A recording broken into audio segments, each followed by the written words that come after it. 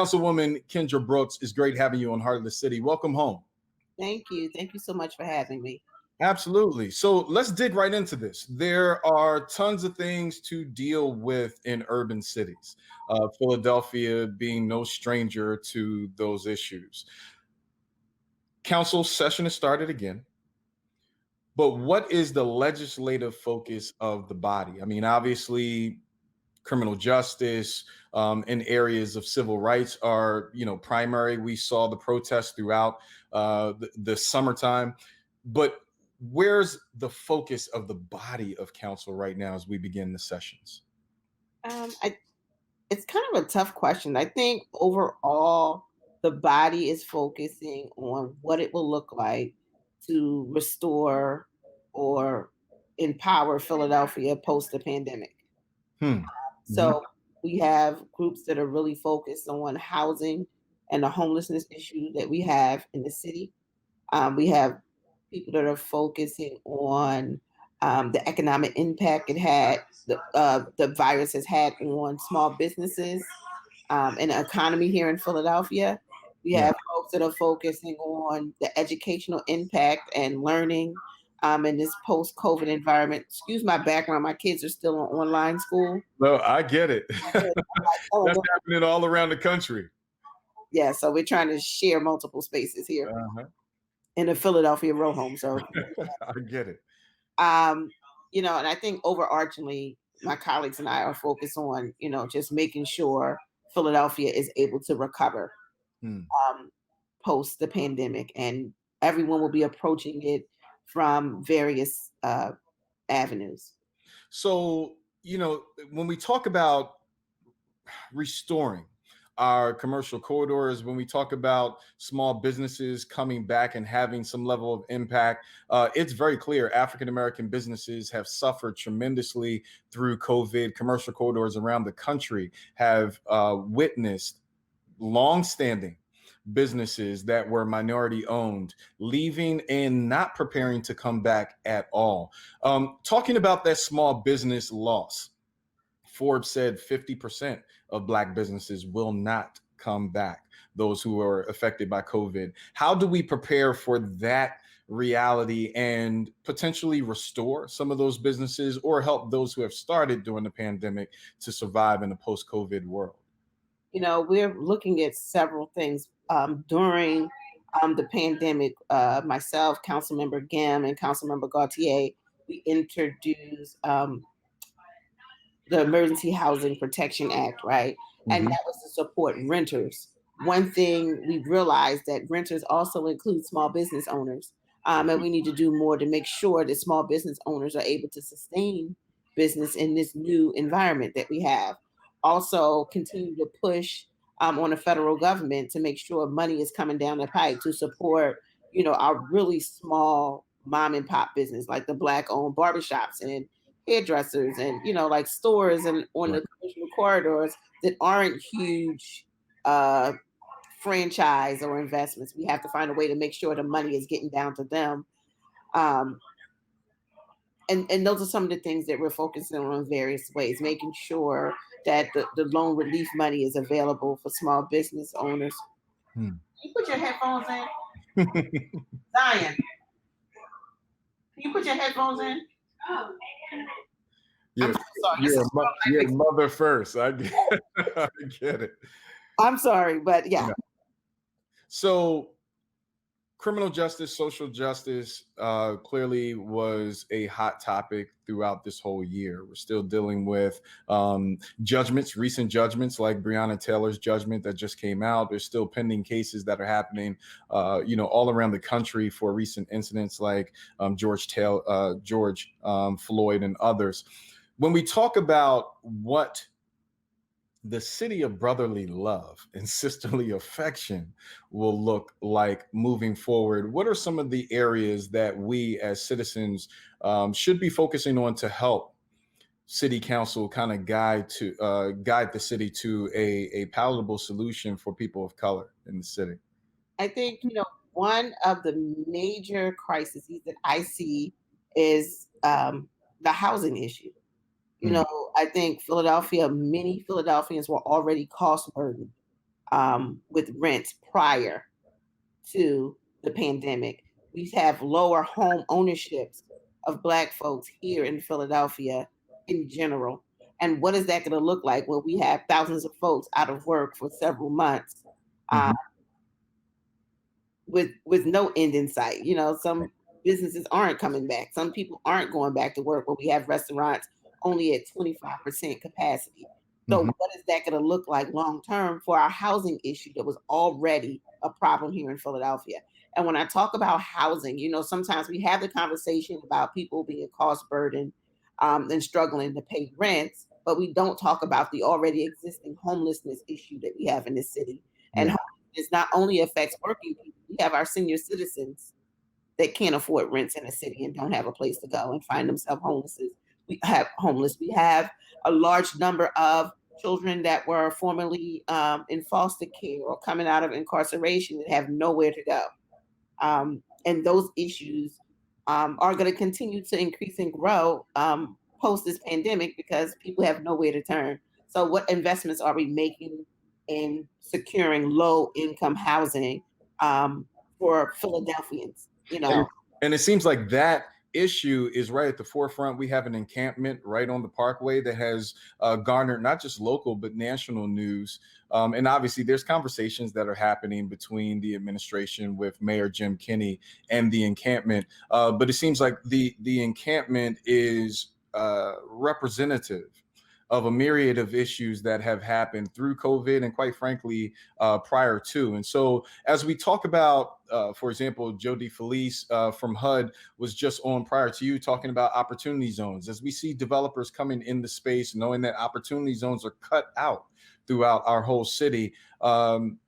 What are the opportunities for us to really drive home a priority around affordable housing? and I think when we a lot of times we're throwing the word around affordable housing, and Mhm. affordable housing and low income housing is not the same thing. Yeah. Have 25% of people living beyond below the $10,000 mark. That's deep. Mm. And when we talk about affordable housing, when we talk about some of the development that's going up in Philadelphia and affordable housing, the threshold is $50,000, right? For you to even qualify. That Wow. eliminates a large number of people in Philadelphia. And I'm talking about working people. So Mhm. I think that we definitely have to push the conversation around low income housing into affordability. And I think that sometimes that's missing in that conversation, starting even at the HUD level. Mm. Because a lot of the low income, the affordable housing development that's coming up in Philly does not cover enough low income housing to um, to be able to begin to attack the issue that we have in our city. And you know, when we talk about people boots on the ground coming together and creating CDCs and offering opportunity, that's all fine and dandy. I get it.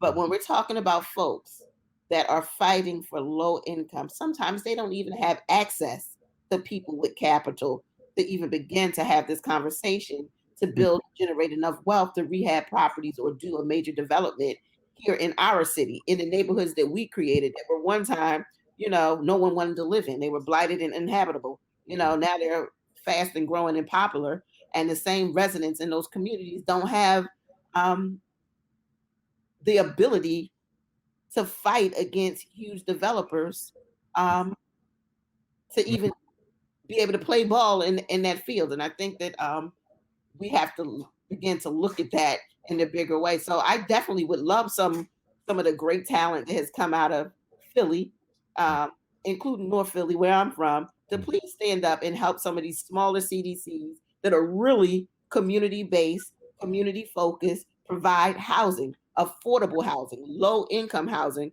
for the residents of the city. Because what we see is our being people being pushed to the waysides, so Yeah. being pushed in the counties where they can find affordable housing, or people end up in encampments down Yeah. in the city. And some of those folks work. I've been down to the encampment myself. We're talking about working people that come and that's home. Right.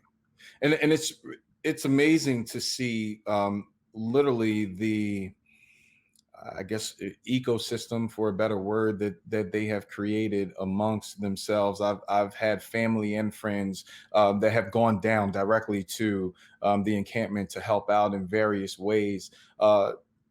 When we talk about, and you bring up a really key point, making sure that low income is included in the affordable housing conversation, there are community benefit agreements that tend to come through dialogue and negotiation. And I saw your face, so I'm anxiously awaiting this answer. Community benefit agreements typically have been bastardized and taken advantage of by those who had political interest, not community or progress interest for our people. Are those areas where we can be effective? Because many times developers are coming in, they already have the plans, the bond stack prepared, and now it's community meetings, and they co-opt one or two people out of the community group, and they're off to the races. And oftentimes we get a dog park, when some of us don't even have the dog. The list goes on. And so can we revamp and address some of these issues through community benefit agreements? Maybe some, but I think one of the things that we need to recognize as a people when we do these community agreements, we need to make sure they're binded. Like we can't just Mm, have a handshake and say, "Oh, yeah, we're going to get a park," and we end up with a dog park, right? Not a community center or right.